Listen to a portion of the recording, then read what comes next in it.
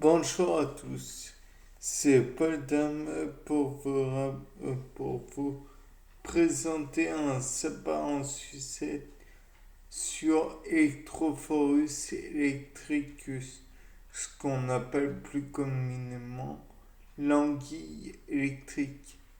C'est d'ailleurs pas une anguille du tout, mais le fait est que je me suis dit que peut-être que dans le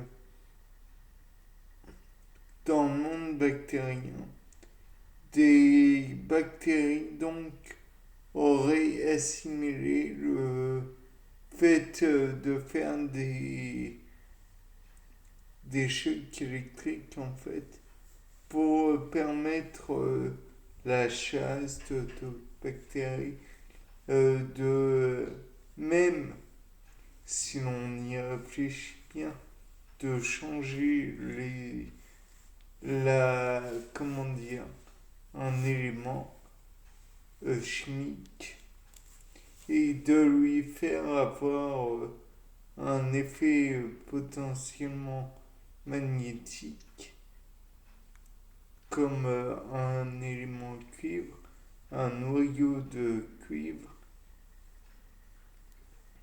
ce qui aurait eu pour impact de, comment dirais-je, de démonter d'autres éléments et cela aurait pu servir de protection à la bactérie pour empêcher quelque autre bactérie nuisible de la phagocyter ou de la manger ou que sais-je encore. Et donc acquérir son matériel génétique. Et pouvoir donc rester vivante.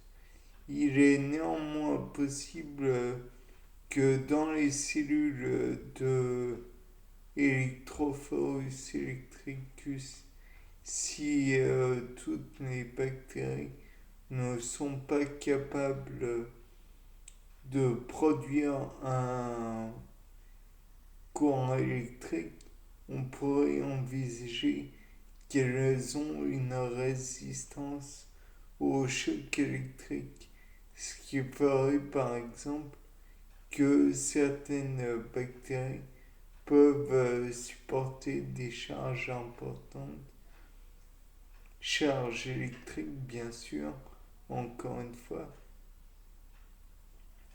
et donc par voie de conséquence pourraient être des bactéries extrémophiles et pourraient même à la rigueur supporter les courants sur les câbles électriques, bien qu'il faudrait aussi qu'elles soient thermophiles, puisque je vous rappelle, le passage du courant va engendrer un effet Joule, et cet effet Joule pourrait engendrer donc de la chaleur en raison du passage du courant bien difficile, bien freiné, et donc engendrerait la chaleur.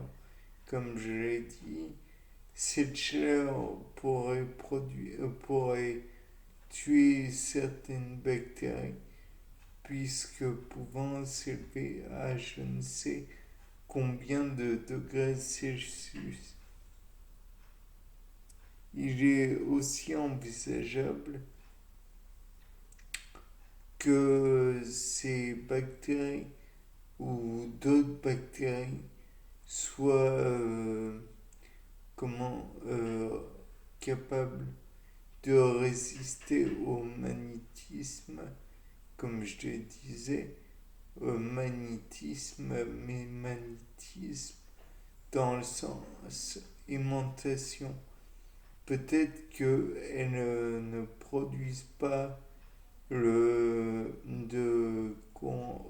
opposée, de charge opposée.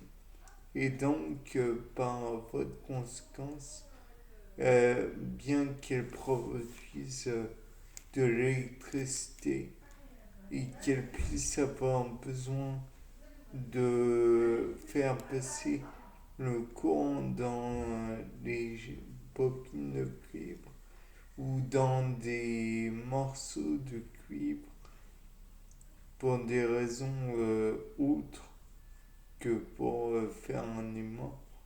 Elle pourrait par exemple en avoir besoin pour se déplacer. Au lieu que ce soit le morceau de cuivre qui vienne à elle, en fait c'est elle qui va vers le morceau de cuivre.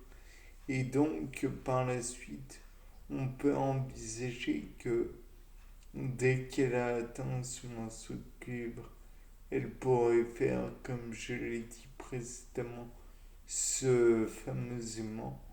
Et par voie de conséquence, peut-être pourrait-elle encore reproduire ce mouvement avec le cuivre, mais cette fois-ci vis-à-vis d'un atome de fer ou que sais-je encore.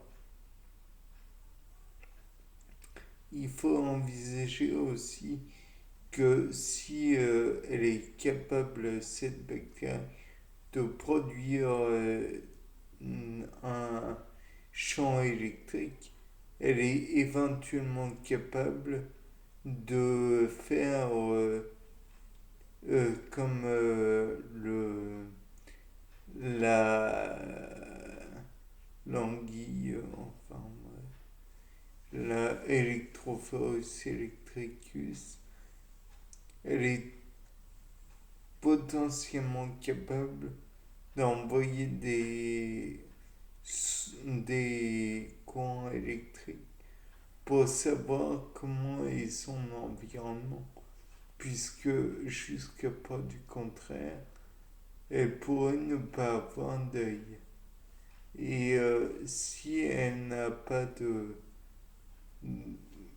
ou autre récepteur, peut-être photosynthétique, peut-être photodétecteur, ou que sais-je encore.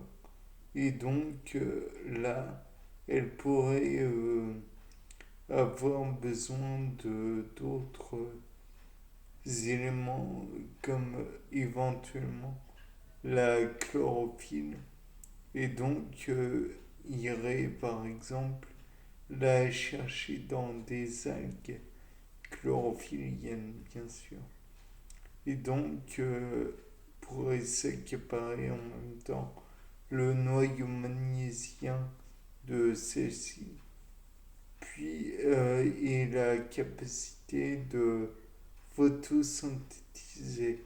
Peut-être serait-elle capable à terme de consommer les rayons solaires et consommer, c'est bien ce que j'ai dit, consommer et à terme pourrait-elle produire de l'énergie électrique à partir des rayons solaires.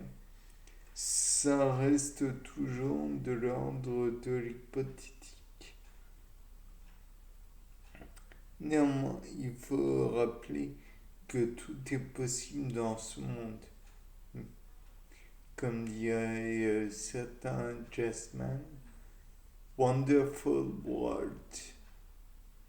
Enfin bref, c'était Paul Dame pour vous présenter un nouveau sapin en sucette. Au revoir.